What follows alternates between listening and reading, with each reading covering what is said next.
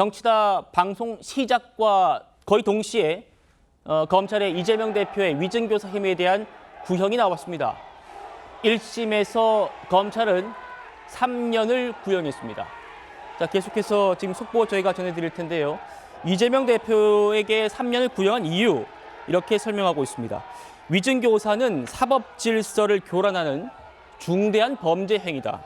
그리고 사법에 대한 국민 불신을 야기했다는 겁니다. 또 거짓말을 반복했고 이재명 대표가 가짜 증언을 만들었다는 게 있습니다. 그리고 계획적이고 주도 면밀하게 완벽하게 위증을 도모했다라는 게 지금 검찰의 주장입니다. 그리고요, 이 대표가 도지사의 지위를 남용해서 집요하게 이 김모 씨를 회유했다는 게 검찰의 주장입니다. 또 이 대표가 자숙을 하지 않고 같은 행태를 반복했다는 것, 또 공당의 대표 지위를 악용해왔다. 재판 절차에 공당의 대표 지위를 악용해왔다는 겁니다. 자, 지금 이게 이재명 대표에게 3년을 구형한 검찰이 우리가 이렇게 구형한 이유가 이렇습니다라고 재판부에 설명한 내용을 쭉 전해드렸습니다. 자, 지금 이재명 대표에 대한 구형이 나왔고요. 제가 재판 절차를 좀 안내해드리면은 지금은 구형 이후에 법정이 잠시 쉬고 있다고 합니다.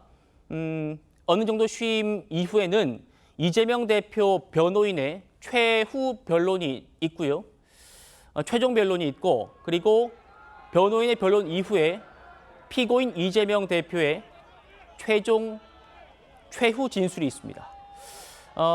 시간상 아마 저희 정치다 쭉 함께 하시면 이재명 대표 변호인이 어떻게 변호를 하고 있는지, 그리고 이재명 대표는 어떻게 최후 진술을 하는지까지 저희가 살펴드릴 수도 있을 것 같습니다.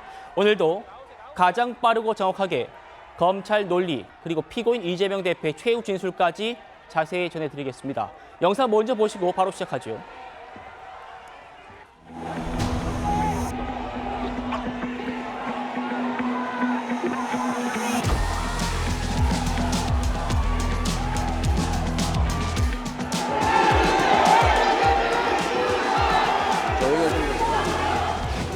짜집기를 해가지고 야당을 말살하려는 이런 폭력적인 행위를 절대 용서해서는 안 됩니다.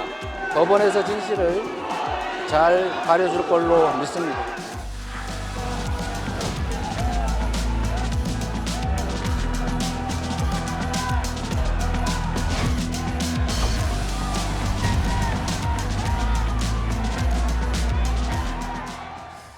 자, 일단 최범우 의원님, 네. 법정 밖의 모습부터 좀 짚어드리고 제가 좀 자세한 얘기 나눠보죠. 방금 보셨습니다만 전현희 의원, 그리고 이현주 의원, 김병주 의원 모두 민주당의 최고위원이지 않습니까? 최고위원들 모두 나왔고요.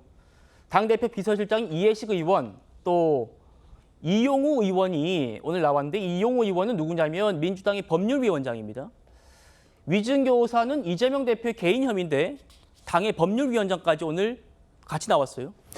아시다시피 이재명 대표가 대표에 도전하게 된 계기, 그게 이제 사법 리스크 방어다, 이런 얘기를 저희가 여러 번 분석을 해드렸는데, 네. 오늘 그 장면이 바로 저희의 분석이 맞았구나 하는 걸 저는 입증해주는 증거라고 생각을 합니다. 왜 그러냐면 이 위증교사 혐의는 이재명 대표가 경기도지사 시절에 본인의 공직선거법 위반에 대해서 무죄를 받기 위해서 그 김모 씨를 설득해서 그래서 위증을 하도록 시킨 혐의거든요. 네. 그러니까 이재명 의원 또는 이재명 민주당 대표와는 무관한 범죄 혐의입니다. 그런데 지금 여기에 나온 의원들, 동행한 의원들은 전부 민주당의 최고위원 또는 법률위원장 이런 사람들입니다.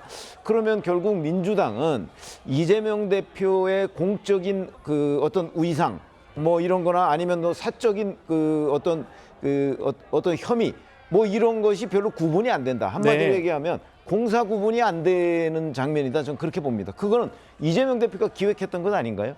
본인이 예를 들어서 그냥 일반 평의원이었다면 저기에 최고위원들이나 당 법률위원장이 저렇게 나왔을까요? 나오지 않았을 거예요. 그러니까 본인이 대표를 맡으면 이재명 대표와 민주당이 거의 일체화된 현상.